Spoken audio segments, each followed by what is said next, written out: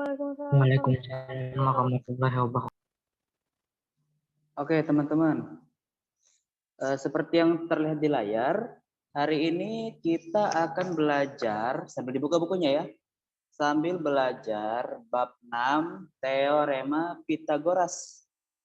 Bab 6 halaman 127. Oke.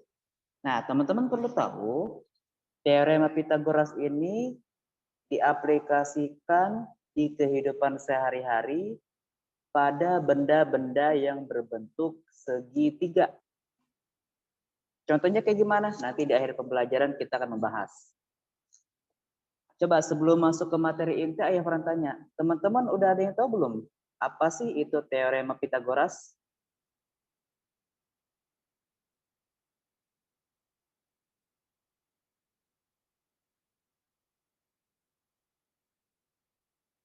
Halo? Ya. Ada yang tahu nggak? Apa sih itu Teorema Pitagoras? Atau baru pertama kali mendengar tentang Teorema Pitagoras? Oke, mungkin baru pertama kali ya. Teorema Pitagoras, teman-teman, seperti yang teman-teman lihat di screen. Nah, ini dia. Kita harus tahu dulu siapa sih itu Pitagoras.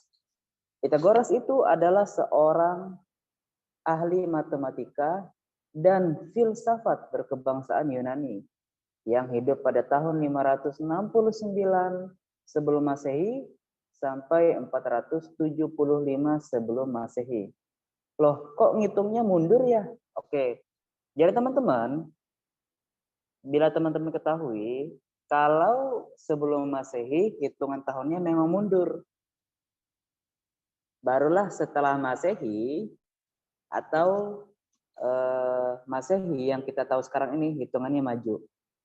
Oke? Jadi kalau sebelum Masehi hitungannya 500, 400, 300, 200, 100, terus turun 5, 4, 3, 2, 1, 0. Nah, baru ke masa Masehi 0, 1, 2, 3, 4, 5 sampai sekarang tahun ke 2021. Nah, begitu teman-teman ya.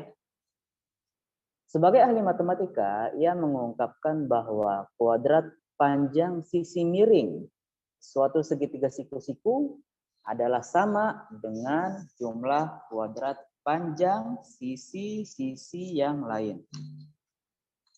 Oke. Teman-teman bisa lihat halaman 130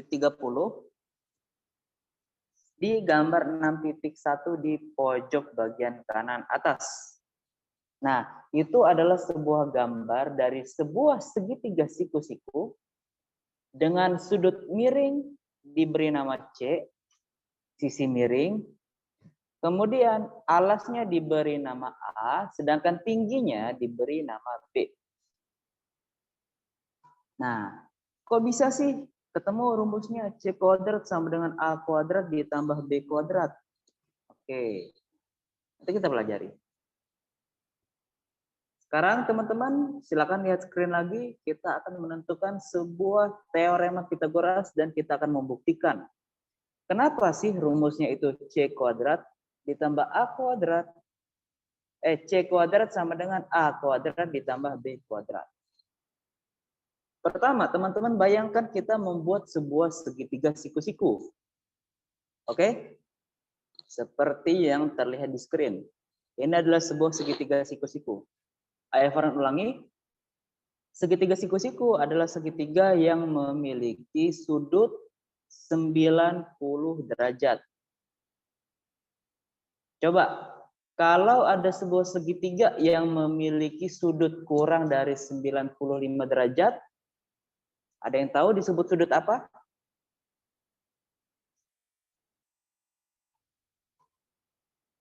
Lancip ya? Ya, benar, lancip. Siapa tadi menjawab? Habibah. Oke, keren. Nah, kemudian bila ada sebuah segitiga dengan sudut lebih dari 90 derajat, masih ada yang ingat nggak disebut segitiga apa? Sudut apa? Tumpul ya. Ya, benar. Disebut segitiga tumpul. Oke? Jadi kurang dari 90 disebut sudut lancip, segitiga lancip. Pas 90 derajat itu disebut siku-siku. Lebih dari 90 derajat disebut segitiga tumpul. Oke. Kembali ke materi kita, menemukan sebuah teorema Pitagoras. Nah, teman-teman menggambarkan sebuah persegi pada masing-masing sisi. Oke, ingat ada sisi alas, sisi tinggi, dan sisi samping A, B, C. Oke, kita gambarkan di masing-masing sisinya. Oke. Nah, teman-teman bisa lihat di sini warna ungu adalah sebuah persegi yang memiliki ruas berpotongan dengan sisi miring dari segitiga siku-siku. Sedangkan yang berwarna orange itu memiliki potongan sisi dengan alasnya, alas dari segitiga siku-siku. Sedangkan yang berwarna hijau berpotongan dengan sisi dari tinggi dari sebuah segitiga siku-siku. Sekarang kita menuliskan ukuran masing-masing sisi. Kita ibaratkan segitiga sisi oranye itu nilainya A, sisi hijau nilainya B, sedangkan sisi ungu nilainya C. Oke. Nah, sekarang kita akan menghitung luas daerah masing-masing persegi. Nah, teman-teman masih ingat nggak cara menghitung luas persegi? Sorry. Oke, Ayah Farhan tuliskan rumusnya di sini. Teman-teman bisa lihat di screen. Menghitung luas persegi adalah sisi dikali sisi. Oke, itu menghitung luas persegi. Jadi gimana kalau nilainya A?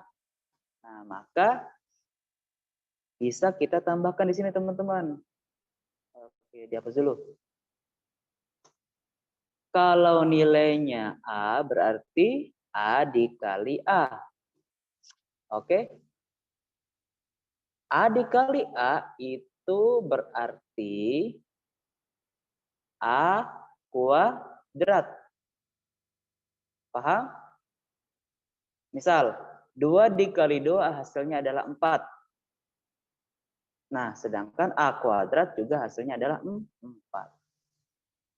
Atau bila teman-teman bingung, Ayah pernah contohkan. Warnanya warna merah. Nah, misal ada 3 kuadrat, itu berarti nilainya 3 dikali 3. Oke. Begitu juga 4 kuadrat, 4 pangkat 2, 4 dikali 4. 10 kuadrat, 10 pangkat 2, berarti 10 dikali 10. Nah, bila kita terapkan pada sebuah angka nih teman-teman. Misal, A kuadrat berarti A dikali A. Iya dong? Iya.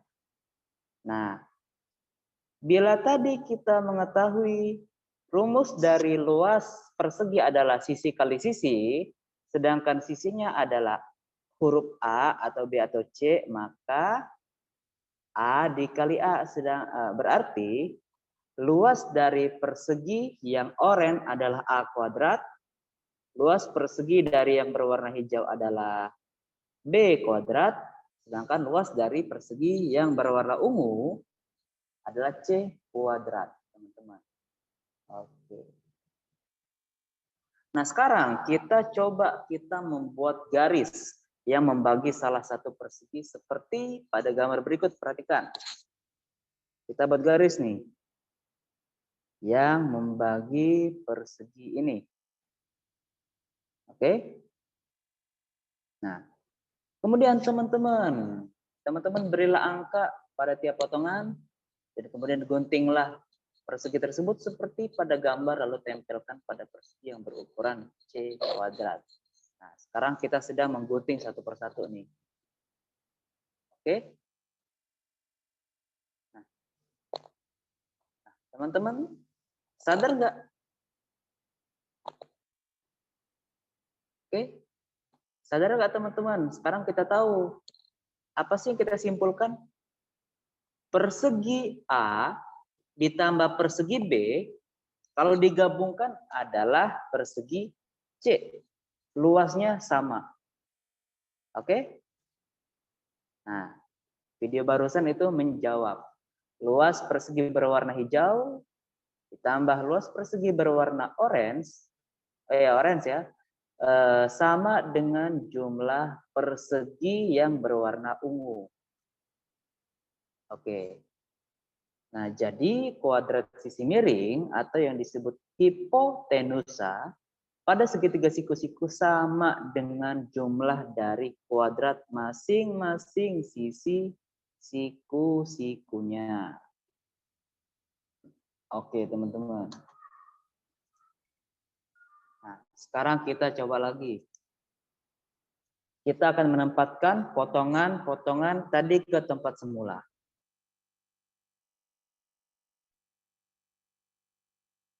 Oke. Nah, kemudian di sini teman-teman, luasnya tadi A kuadrat, B kuadrat, C kuadrat. Nah, berarti inilah yang dinamakan sebuah teorema Pitagoras. C kuadrat sama dengan A kuadrat ditambah B kuadrat. Oke, teman-teman, sampai sini paham nggak?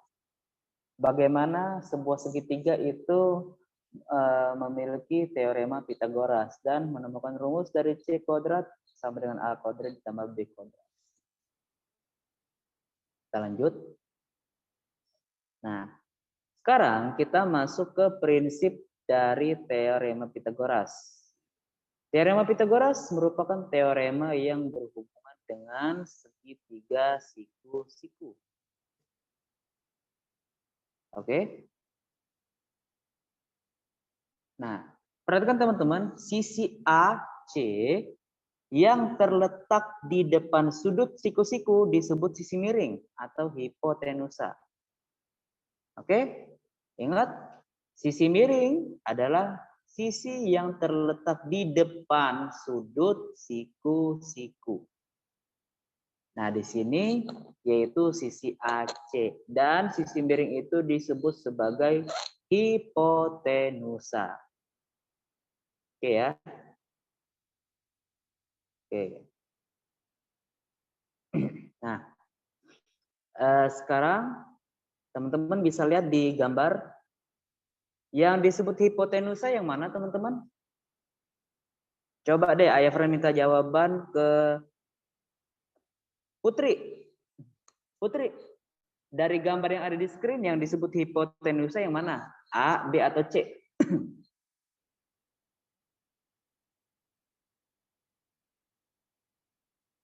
Halo Putri.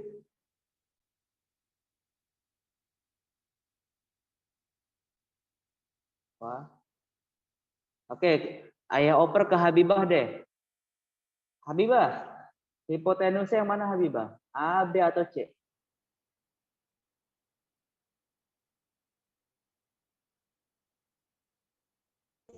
Yang A ya. Oke, yang A. Oke.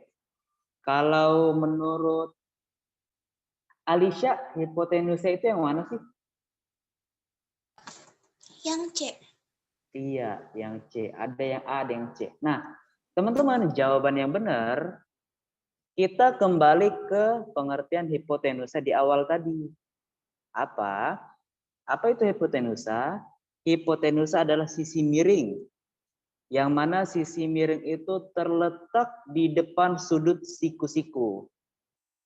Nah, sekarang kalau digambar, sudut siku-siku yang mana? Yang di antara A dan B. Berarti yang di depannya itu disebut hipotenusa, yaitu yang C. Ya. Nah, kemudian Gambar yang kedua yang disebut hipotenusa adalah C yang di atas ini. Kenapa? Karena dia terletak di depan sudut siku-siku. Oke? Nah, kalau di gambar di bawah, hipotenusa di bagian sini. Sudut siku-sikunya ada di atas. Begitu juga di bagian gambar keempat. Ini adalah sudut siku-sikunya, hipotenusa berada di sebelah sini. Oke. Ingat, C kuadrat sama dengan A kuadrat ditambah B kuadrat. Oke. Nah, Ayafran ada sebuah video yang menjelaskan lebih singkat tentang perubahan-perubahan pada apa ya? Perubahan-perubahan pada sebuah apa sih disebutnya? Pitagoras.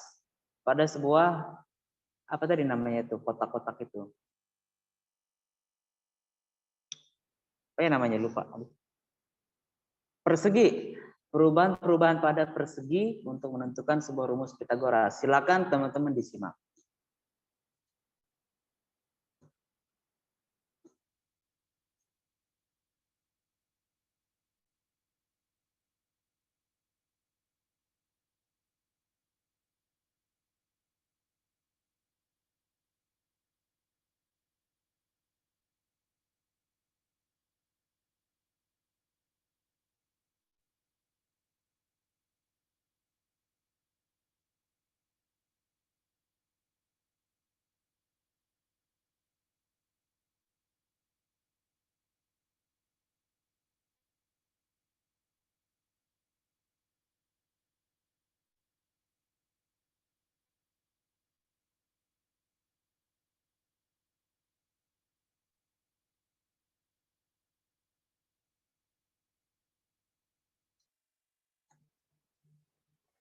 Oke ya, jadi itu sebagai sebuah pembuktian bahwa persegi A dan persegi B bila digabungkan itu akan menjadi sebuah persegi C dengan luas yang sama.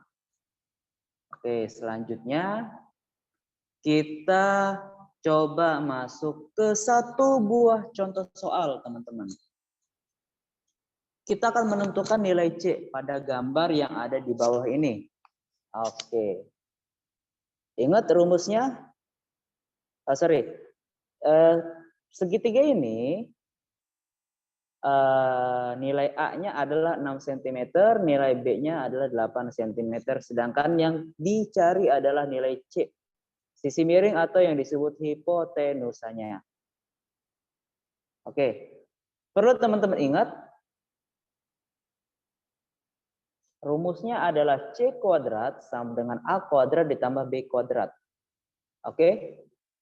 Nah, kemudian teman-teman, kalau kita sudah mengidentifikasi soal dan kita udah tahu nilai A-nya berapa, nilai B-nya berapa, maka kita tinggal memasukkan nilai tersebut ke dalam jawaban kita.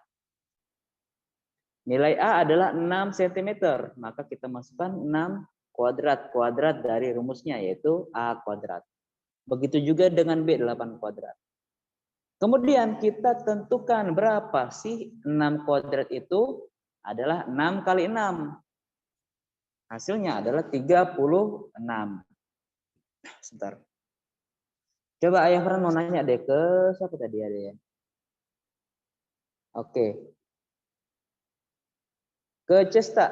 Cesta, berapa sih hasil dari 8 kuadrat?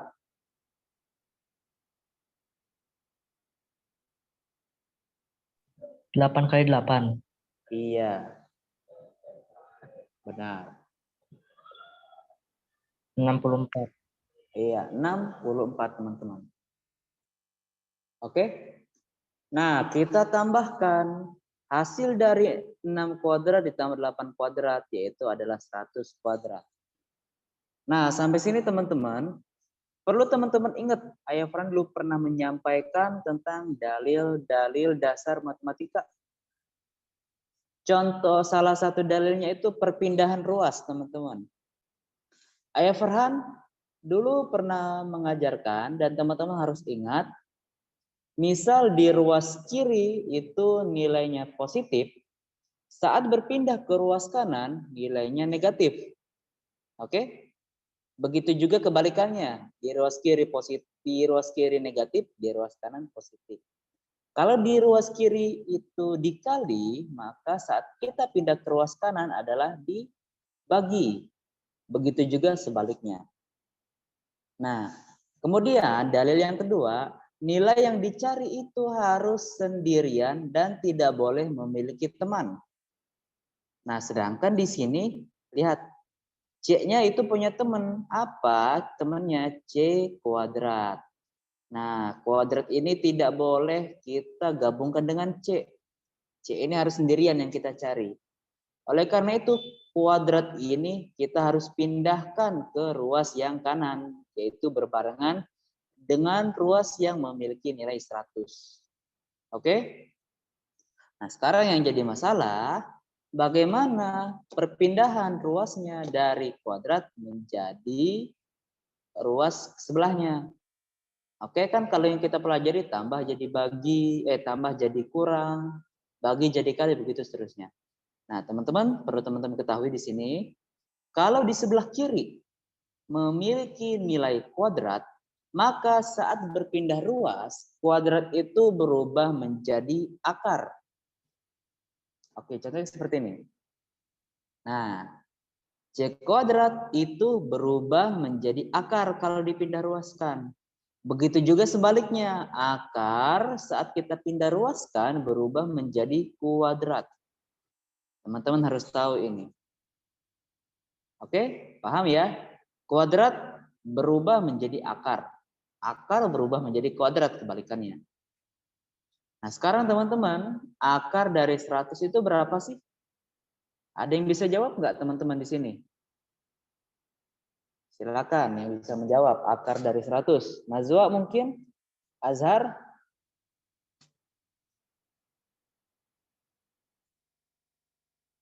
Lima. Oh, salah. 2. Bukan 5 jawabannya. 10. 2. Iya, 10. Nah, kenapa? Karena 10 dikali 10 adalah 100. Kalau akarnya 5 itu artinya 25. Kenapa? Karena 5 dikali 5 hasilnya 25. Oke. Nah, hasilnya adalah 100. Berarti nilai C-nya ini, nilai sisi miring atau nilai hipotenusa adalah 10 cm. Teman-teman ada waktu 5 menit sampai jam 10.30. Silakan teman-teman dicatat dulu yang contoh soal di sini. Oke, silakan dicatat dulu.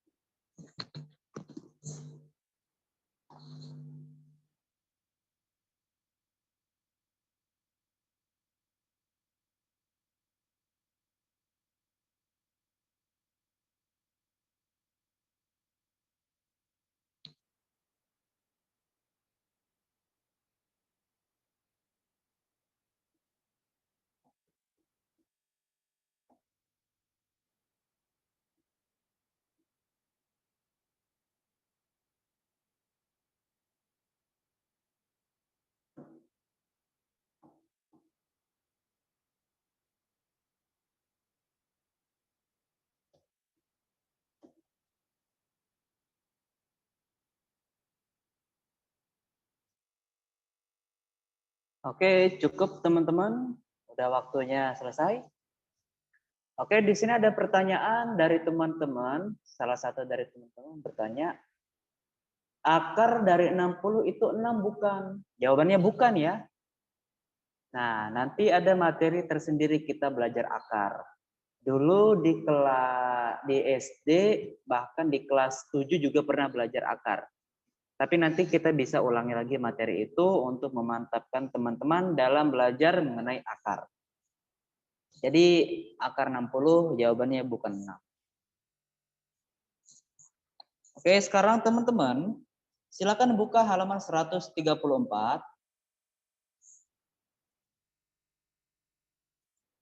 Teman-teman silakan buka halaman 134. Kita fokus ke nomor 1. Oke. Nah, teman-teman bisa lihat di situ. Sebuah segitiga yang bagian I yang pertama ya, dengan nilai dengan nilai alas adalah 12 dan nilai tinggi adalah 5. Yang ditanyakan adalah panjang hipotenusa pada segitiga berikut. Oke? Kita ketahui nilai A-nya adalah 5. Kemudian nilai B-nya adalah 12. Sedangkan nilai C itu yang kita tanyakan.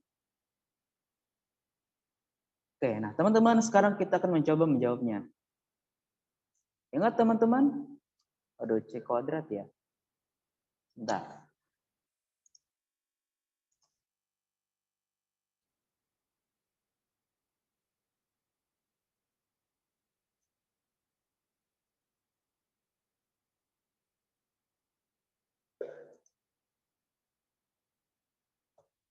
Oke, sebentar teman-teman ya. Oke.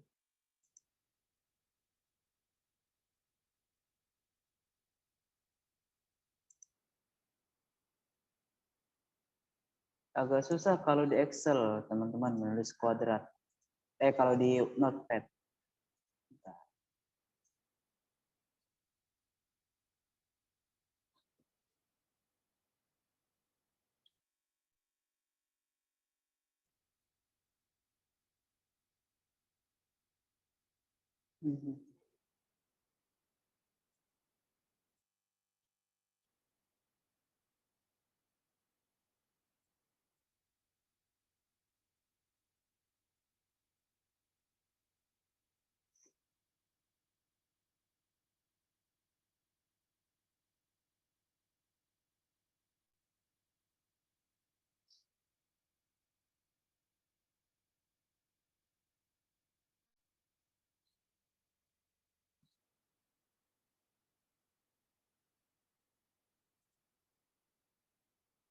Sebentar teman-teman ya.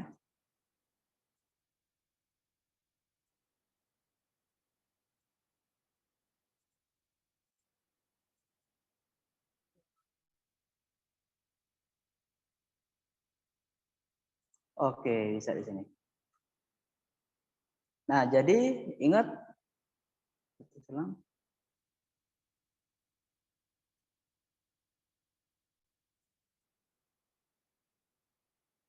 miring.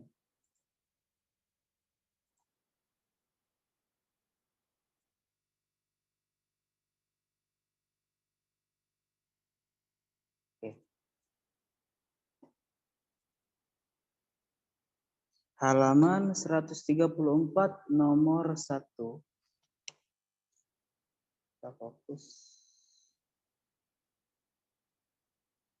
Diketahui nilai A-nya adalah 5. Sorry. Ada 12 dan nilai B-nya adalah 5. Hanya A kecil saja. B sama dengan 5. C itu yang ditanyakan, teman-teman. Nah, teman-teman ingat rumusnya adalah C kuadrat sama dengan B kuadrat ditambah A kuadrat. Atau bisa kita balik ya. A kuadrat ditambah B kuadrat. Oke. Nah, seperti ini. Nah, dari sini teman-teman bisa ketahui nilai dari A dan nilai dari B. Kalau sudah diketahui seperti ini, teman-teman cukup langsung memasukkan nilai dari A dan nilai dari B tersebut. Oke, langsung kita coba masukkan.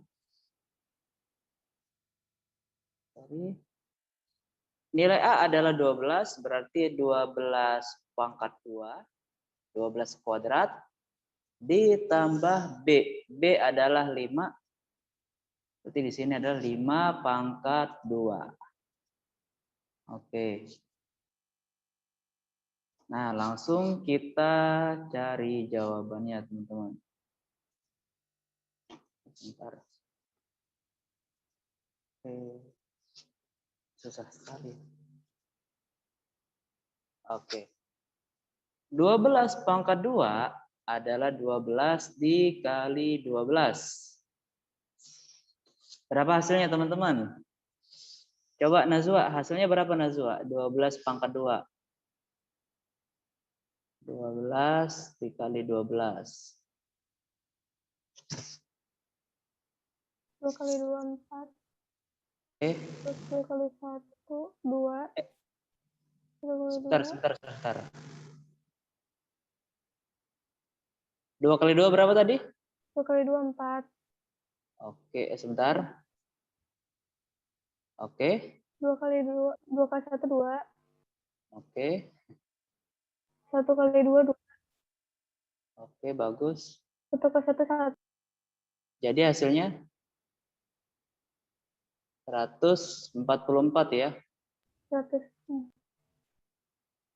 Ya kan? Ya. Oke, berarti nilai dari 12 pangkat 2. Ini ngapusnya gimana? Kok nggak bisa dihapus ya? Oke. Nilai dari 12 pangkat 2 adalah 144. Kita tambahkan nilai dari 5 pangkat 2. Berapa teman-teman? 5 kali 5. 25. Ya, nilainya hasilnya adalah 25.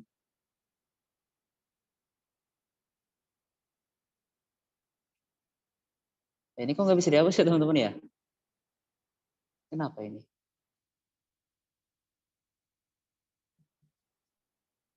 Aduh. Oke. Nilainya adalah 25. Nah, kemudian seperti biasa kita tambahkan berapa sih 144 ditambah 25? 169. 169, yakin? Yakin teman-teman 169?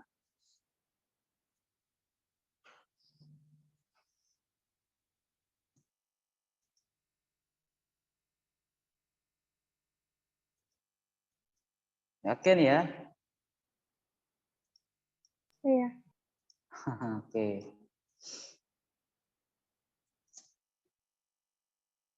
$169. Nah, ingat teman-teman, di sini kan masih ada nih nilai C kuadrat. Ingat, ingat teman-teman, C-nya itu harus sendiri. Oke? Oleh karena itu C-nya harus sendiri nih. Oleh karena itu dia nggak boleh punya teman kuadrat ini. Berarti kita harus pindahkan si kuadratnya itu. Kalau dipindah, ingat menjadi akar. Ini simbol akar mana ya? Akar.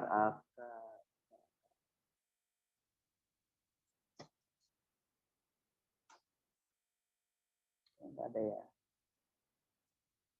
Oke, simbolnya simple seperti ini kalau di Word. akar dari 169. So, jadi akar dari 169 adalah, ada yang bisa menjawab teman-teman?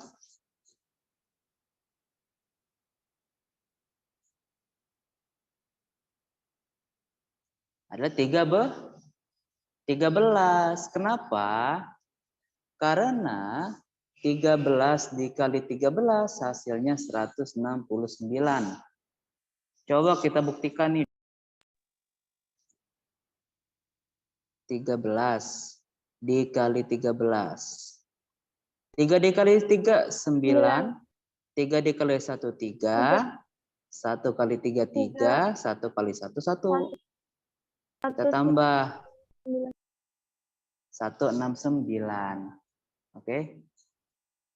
Oke, jadi itu teman-teman. Nah, teman-teman harus ingat, setelah jawaban itu harus ada satuan, entah itu sentimeter, entah itu liter, apakah itu detik, ya. Penting satuan ini teman-teman. Nah, berhubung di sini tidak ada, dari awal hanya dijelaskan angka-angka saja, maka kita cukup tulis 13. Oke, itu hal sederhana untuk yang Ayah Fran contohkan untuk menjawab sebuah soal teorema Pitagoras. Silakan teman-teman, waktunya 3 menit, silakan dicatat dari atas sampai bawah.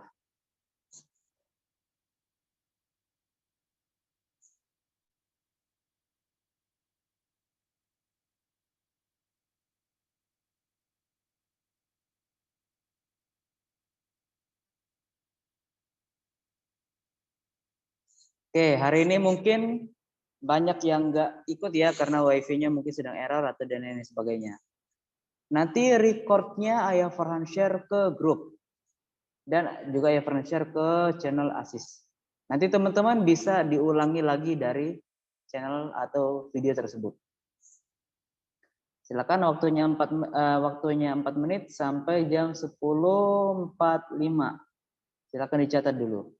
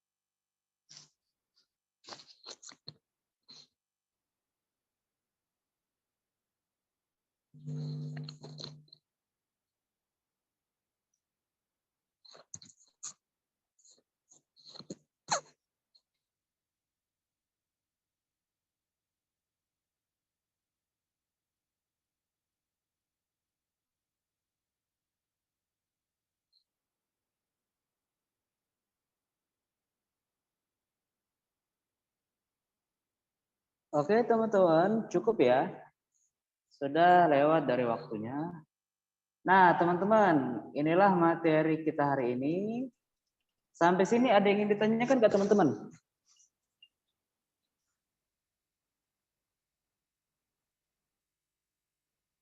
Nazwa, Alisha, ada yang ditanyakan? Cesta, Sabita, Habibah, Putri, Azhar? Enggak ya. Insya Allah udah paham ya. Nah, bilangin, infoin ke teman-temannya yang sedang ada gangguan wifi sehingga tidak bisa mengikuti pelajaran matematika dan bahasa Inggris hari ini, segera lapor ke Ayah Farhan dan Bunda Nanda agar tidak dianggap tidak mengikuti. Ya, agar tidak dianggap tidak mengikuti itu pembelajaran. Ya, segera lapor ya. Kan di sini ada lumayan banyak yang nggak masuk. Nanti kalau ayah bundanya nggak tahu, dianggap tidak hadir begitu. Oke? Kalau tidak ada yang ingin ditanyakan, maka kita